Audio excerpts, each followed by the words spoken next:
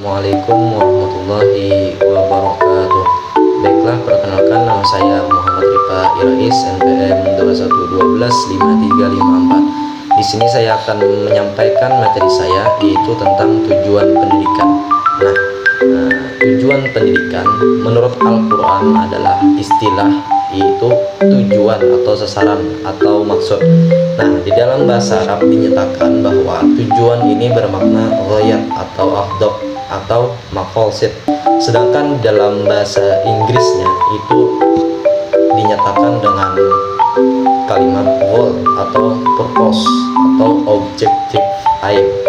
Dinyatakan bahwa secara umum istilah-istilah itu mengandung pengertian yang sama, yaitu arah suatu perbuatan atau tindakan yang hendak dicapai melalui upaya atau aktivitas. Berdasarkan penjelasan di atas, maka dapat dipahami bahwa baik secara umum maupun secara spesifik, tujuan adalah sesuatu yang hendak dicapai atau diharapkan setelah melakukan sesuatu. Tentunya tujuan yang hendak dicapai itu adalah tujuan yang baik dan sempurna. Tujuan pendidikan adalah seperangkat hasil pendidikan yang dicapai oleh peserta didik setelah diselenggarakannya pendidikan. Seluruh kegiatan pendidikan, yakni bimbingan, pengajaran, dan latihan yang diarahkan untuk mencapai tujuan pendidikan. Dalam konteks ini, bahwa tujuan pendidikan ini merupakan suatu komponen sistem pendidikan yang menempati kedudukan dan fungsi sentral. Oleh sebab itu, maka setiap pendidik ini perlu memahami dengan baik tujuan pendidikannya. Supaya apa? Supaya berupaya melaksanakan tugas dan fungsinya untuk mencapai tujuan pendidikan yang telah ditentukan. Tujuan pendidikan Islam ini juga menurut Al-Quran secara gamblang banyak dijumpai di dalam Al-Quran, baik secara langsung mengarah kepada tujuan pendidikan maupun secara tidak langsung. Al-Quran mulai diturunkan dengan ayat-ayat pendidikan. Dari sini dapat dipahami bahwa tujuan terpenting Al-Quran adalah untuk mendidik manusia dengan cara mengajak, menelaah, membaca, belajar, dan pendekatan-pendekatan ilmiah. Banyak ayat-ayat Al-Quran yang memerintahkan manusia supaya belajar. Salah satu ayat yang pertama turun ialah surah Al-Alaq. A'udzubillahi minasyaitonirrajim. Bismillahirrahmanirrahim. Iqra bismi rabbikal ladzi khalaq. Khalaqal insana min 'alaq. Iqra wa rabbukal akram. Alladzi 'allama bil qalam. 'Allamal insana ma lam ya'lam. Yang artinya, bacalah dengan menyebut nama Allah yang menciptakan.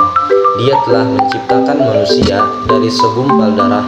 Bacalah, dan hanya Rabbmu, Allah yang paling pemurah, yang mengajar manusia dengan perantara kalam. Dia mengajarkan kepada manusia apa yang tidak diketahuinya. Di dalam ayat berikut pula ada ayat yang mengenai kewajiban manusia untuk beribadah kepada Allah Subhanahu wa taala, yaitu bunyi ayatnya, A'udzubillahi minasyaitonirrajim. Bismillahirrahmanirrahim. Wa ma khalaqatul jinna wal insa illa liya'budun. Artinya, dan aku tidak menciptakan jin dan manusia melainkan supaya mereka mengabdi kepadaku. Quran surah Az-Zariyat ayat 56. Yang mana pula telah dijelaskan di dalam Quran surah Al-Imran ayat 190 sampai 191 tentang tujuan pendidikan. Adapun bunyi ayatnya adalah A'udzubillahi minasyaitonirrajim. Bismillahirrahmanirrahim. Inna fi khalqis samawati wal ardi wa ikhtilafil laili wan nahari liayatil liulil albab alladzina yazkuruna Allaha qiyaman wa qu'udan wa 'ala junubihim wa yatafakkaruna fi khalqis samawati wal ardi. Rabbana ma khalaqta hadza batila subhanaka faqina adzabannar. Shadaqallahul azim. Artinya, sesungguhnya dalam penciptaan langit dan bumi dan silih bergantinya malam dan siang terdapat tanda-tanda bagi orang-orang yang berakal, yaitu orang-orang yang mengingat Allah sambil berdiri atau duduk dalam keadaan berbaring, dan mereka memikirkan tentang penciptaan langit dan bumi seraya berkata, "Ya Tuhan kami, tiadalah Engkau menciptakan ini dengan sia-sia.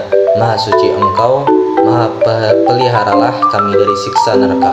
Quran Surah Al-Imran ayat 190 sampai 191.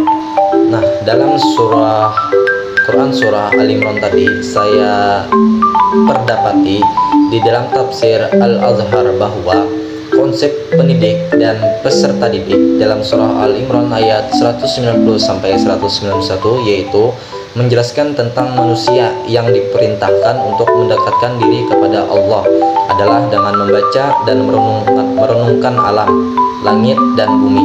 Langit yang melindungi dan bumi yang terhampar, tempat bagi manusia hidup dan juga memperhatikan siang dan malam. Semua itu penuh dengan ayat-ayat dan tanda-tanda kebesaran Allah Subhanahu wa taala.